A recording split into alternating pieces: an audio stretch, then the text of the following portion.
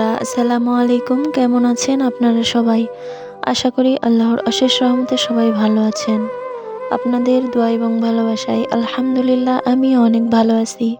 অনেক দিন পর আমার শ্বশুর আসলো আমাদের বাড়িতে। রোডে অ্যাক্সিডেন্ট করায় তিনি অনেকটা অসুস্থ হয়ে পড়েন। সেই জন্য আমি যেখানে থাকি সেখানে তাকেও নিয়ে আসছি।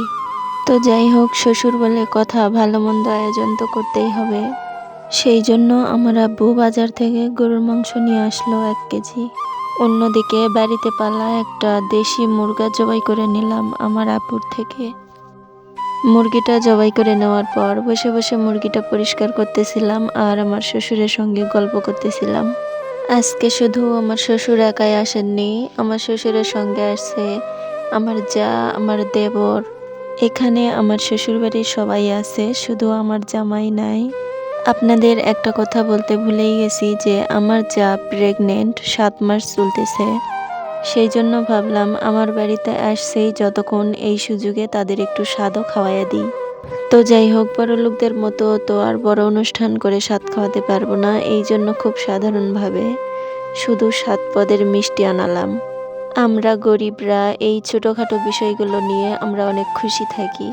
শুধু বড় বড় আয়োজন করলেই, বেশি বেশি টাকা পয়সা থাকলেই মনে শান্তি থাকে না। বড়লোকের চেয়ে গরিবের শান্তিই বেশি। শুনতে খারাপ লাগলেও এটাই সত্য, মিলিয়ে দেখবেন। আমার শ্বশুরের মিষ্টি খাওয়া বারণ। অ্যাক্সিডেন্টে তার অনেকগুলো ক্ষতি হয়ে গেছে, অনেক জায়গায় আঘাত পাইছে, এই জন্য ডক্টরে তাকে মিষ্টি খেতে বারণ করছে। সেই জন্য ওনাকে মিষ্টি খেতে দিইনি। তো ওদের খাওয়া দাওয়ার পর্বটা শেষ করে ওদের সঙ্গে আনন্দ করে তারপরে চলে আসলাম রান্না করার জন্য। এদিকে আমার আম্মু তরকারিগুলো মেখে দিচ্ছিল। আমি আম্মুকে সব কিছু জোগাড় রেডি করে দিয়ে এখানে এনে দিয়ে তারপরে আমি ভিডিও করতেছিলাম। মেহমানদের সবাইকে কালকে গিয়ে নিয়ে আসছিলাম, আজকে সবাই চলে যেতে চাচ্ছে। একটা কথা আপনাদের বলে দেই, আমার যা কিন্তু আমার সম্পর্কে ফুফাতো বোন হয়, আপন ফুফাতো বোন। আমাদের 2 জায়ের সম্পর্ক খুবই ভালো ছিল, শুধু ছিল নয়, এখনো আছে। আমার যা এই প্রথম মা হতে চলেছে, সেই জন্য ও সেই শুরু থেকেই বাপের বাড়িতে থাকে। তো যাই হোক, ও আমার ফুফাতো বোন বা আমার যা হিসেবে খুবই ভালো। যতই প্রশংসা করি না কেন কম হবে।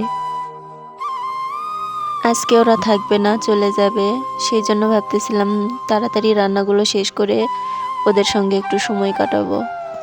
আমার শ্বশুরবাড়ির ফ্যামিলির আমরা কেউ এক জায়গায় নাই।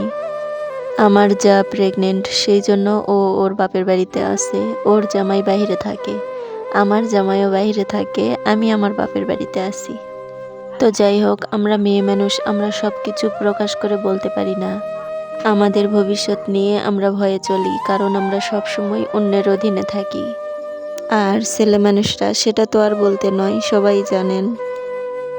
নিজের টাকায় চলে, নিজে কামাই করে, অন্যের অধীনে কেন থাকবে? তো যাই হোক, আপনাদের সঙ্গে অনেক রকমের অনেক কথাই আবেগের বশে বলে ফেলি। আমার পরিচিত যারা আমার ভিডিও দেখে তারা আমাকে নিয়ে তামাশা করে। কারো তামাশার ধার ধারি না, সামনে এগোতে হবে, এটাই আমার ইচ্ছা।